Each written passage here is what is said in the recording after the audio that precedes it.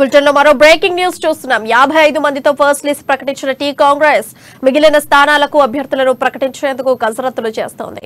నేడు ఢిల్లీలో కేసీ వేణుగోపాల్ నివాసంలో కాంగ్రెస్ సెంట్రల్ ఎలక్షన్ కమిటీ భేటీ కానుంది. ఈ భేటీలో రెండో జాబితాను ఫైనల్ చేయనున్నారు. వామపక్షాలతో పొత్తు, వారు కోరుతున్న సీట్లపై వివాదే లేని స్థానాలకు అభ్యర్థుల ఖరారు చేయడంపై ప్రధానంగా చర్చించనున్నారు.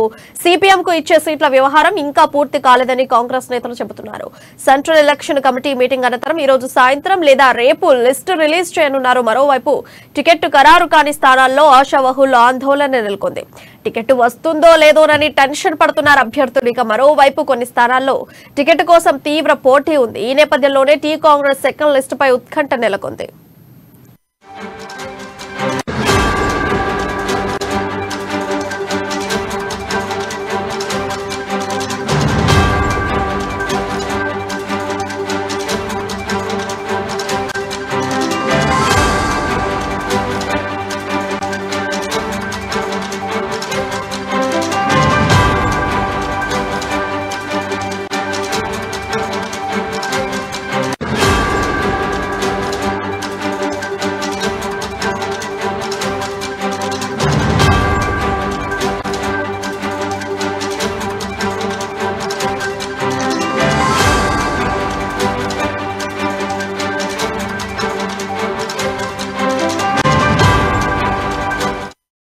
యాభై 55 మందితో ఫస్ట్ లిస్ట్ ప్రకటించిన టీ కాంగ్రెస్ మిగిలిన స్థానాలకు అభ్యర్థులను ప్రకటించేందుకు కసరత్తు చేస్తోంది. నేడు ఢిల్లీలో కేసీ వేణుగోపాల్ నివాసంలో కాంగ్రెస్ సెంట్రల్ ఎలక్షన్ కమిటీ భేటీ కానుంది. ఈ భేటీలో రెండవ జాబితాను ఫైనల్ చేయనున్నారు. ఇక ఇదే అంశంపై మరింత సమాచారం మా ఢిల్లీ ప్రతినిధి రామకృష్ణ అందిస్తారు. రామకృష్ణ, చెప్పండి.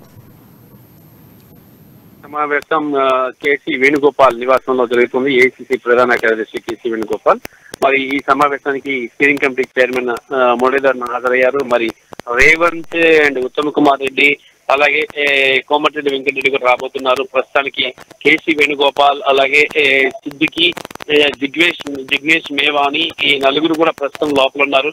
ఈ నలుగురుతో సమావేశం జరుగుతుంది. మరి కొద్దిసేపటికి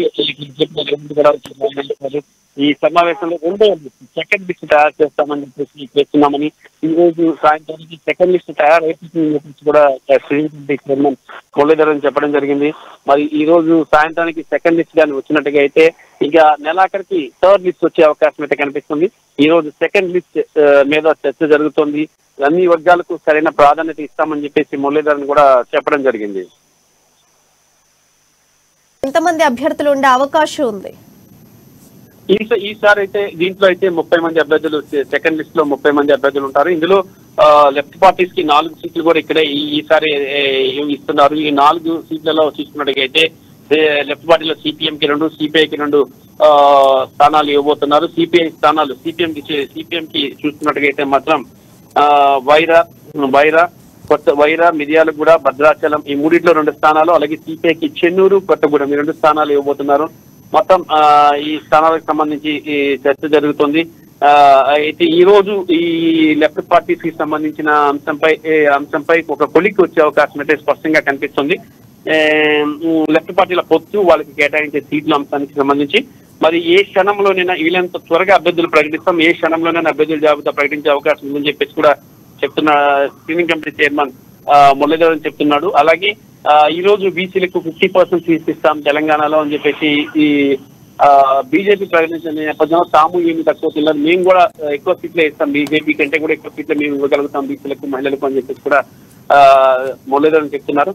మరి బీసీల చుట్టే మొత్తం తిరుగుతుంది. ఒక్కసారిగా బీసీ మంత్రాన్ని బీజేపీ పఠించిన బీసీ మంత్రాన్ని బీజేపీ బయటికి వదిలిన నేపథ్యంలో మిగతా పార్టీలు కూడా ఇప్పుడు ఆలోచనలో పడ్డాయి. ఎలా చేయాలనే అంశానికి సంబంధించి కూడా ఇక చర్చ జరుగుతుందని చెప్పాలి.